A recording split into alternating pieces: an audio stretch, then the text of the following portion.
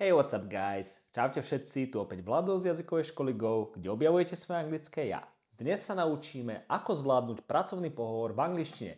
Job interview. Prejdeme si najčastejšie otázky, ktoré sa vás na pracovných pohovoroch môžu spýtať, v angličtine samozrejme, a naučím vás veľmi jednoduché a efektívne odpovede, ktoré zvládnete už ako začiatočníci. Preto je toto video vhodné pre začiatočníkov až mierne pokročilých. Nemajte strach, aj keď nehovoríte úplne plynule po anglicky, stále sa môžete zúčastniť pracovného pohovoru, kde od vás budú očakávať alebo vyžadovať od vás aspoň základy angličtiny.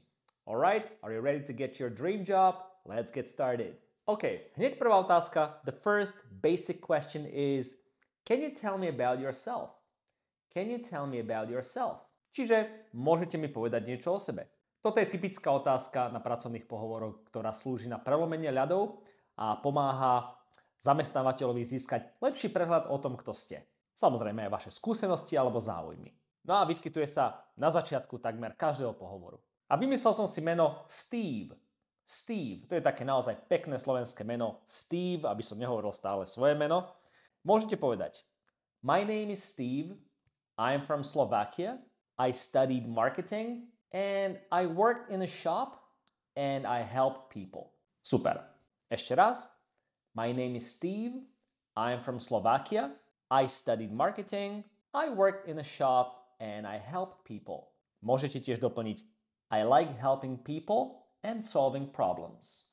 I like helping people and solving problems. Dôležité je zostať stručný a zamerať sa na kľúčové fakty. Ďalšia typická otázka je: Why do you want this job? Why do you want this job? Čiže, prečo chcete túto prácu? Tu chce zamestnávateľ zvyčajne vedieť, či rozumiete danej pozícii, či vás zaujíma a či ju vlastne chcete. A very common question. A najjednoduchšia odpoveď z vašej strany môže byť: I want this job because I like working with people. I want this job because I like working with people. Ak chcete o túto pozíciu prejaviť ešte väčší záujem, môžete povedať: I want to learn and get better. I want to learn and get better. Táto fráza get better sa môže doplniť ešte o at a dostaneme get better at. Ak chcete povedať, v čom konkrétne by ste sa chceli zlepšiť, napríklad chcel by som sa zlepšiť v komunikácii so zákazníkmi, môžete povedať get better at communication with customers. Čiže celá veta bude znieť: I want to learn and get better at communication with customers. Super. Hlavne nezabudnite na enthusiasm. Enthusiasm, čiže nadšenie alebo zápal pre túto prácu. OK, next question. What are your strengths? What are your strengths? Aké sú vaše silné stránky? Tu prichádza do hry psychológia, psychology.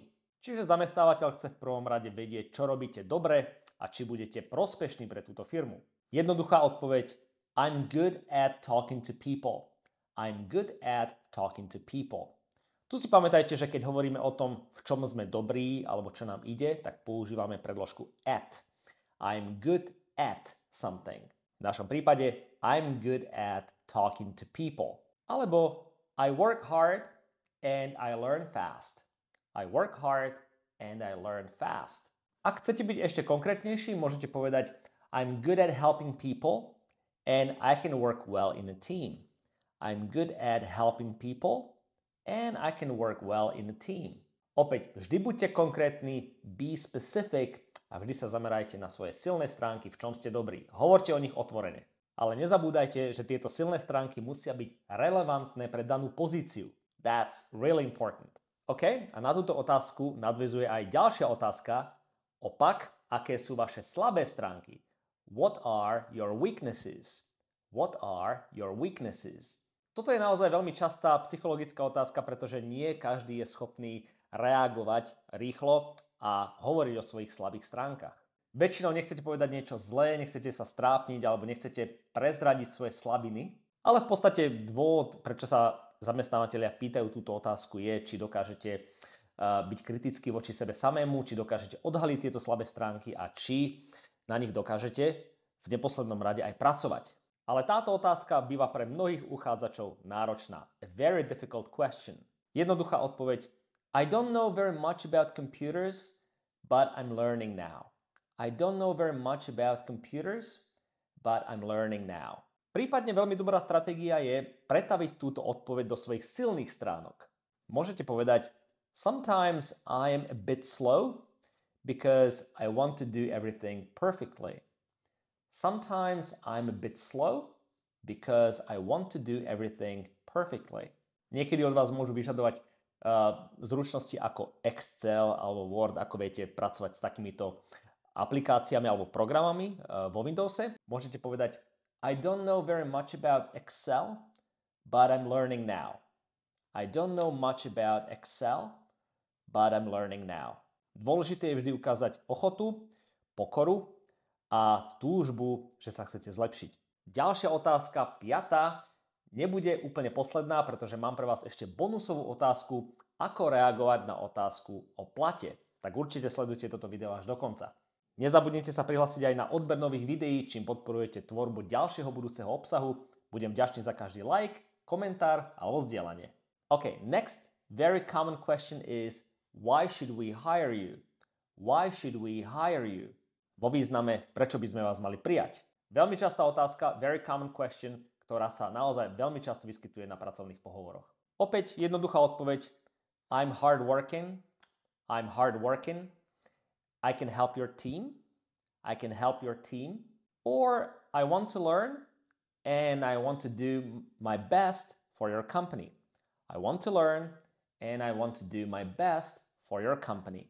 Môžete povedať I work hard, I learn fast, and I really want to help your company. I work hard, I learn fast, and I really want to help your company. V závere pracovného pohovoru sa ešte veľmi často vyskytuje otázka Do you have any questions for us? Do you have any questions for us? Alebo do you have any questions for me? Prípadne do you have any questions? Či máte nejaké otázky? Toto sa na konci pracovného pohovoru veľmi často vyskytuje a je veľmi dôležité reagovať a odpovedať správne. Nikdy nepovedzte no, thank you. To by bola veľká chyba. Dôležité je preukázať záujem, čiže show interest. Môžete sa spýtať Yes, what is a normal day like in this job? What is a normal day like in this job? Or what projects are you working on at the moment? What projects are you working on at the moment? Can you tell me more about the team that I will work with? Can you tell me more about the team that I will work with? Or what other skills can I learn in this job? What other skills can I learn in this job? Toto sú naozaj veľmi časté a užitočné odpovede, vďaka ktorým prejavíte záujem o túto prácu, no a zanecháte dobrý dojem, po anglicky make a good impression. Make a good impression. No ale mám pre vás ešte aj bonusovú otázku, ako správne reagovať, keď príde na peniaze, na výplatu. Môžu sa vás spýtať, what are your wage expectations? What are your wage expectations? Alebo what are your salary expectations? Výraz wage alebo salary znamená plat. Čiže aké sú vaše platobné očakávania? What are your wage expectations? Toto je naozaj častá otázka, ale nie vždy sa vyskytuje hneď na prvom kole pohovoru. Naozaj závisí to od stratégie firmy, ako má nastavené pohovory. Za mňa osobne asi najlepšia odpoveď, the best answer, by mohla byť nejaké rozmedzie, nejaké platové rozmedzie medzi týmto a týmto alebo od do. Môžete povedať, based on my experience, I think a salary between 1,000 and 1,500 euros would be fair. Môžete doplniť napríklad, but I'm open to discussion. I'm open to discussion.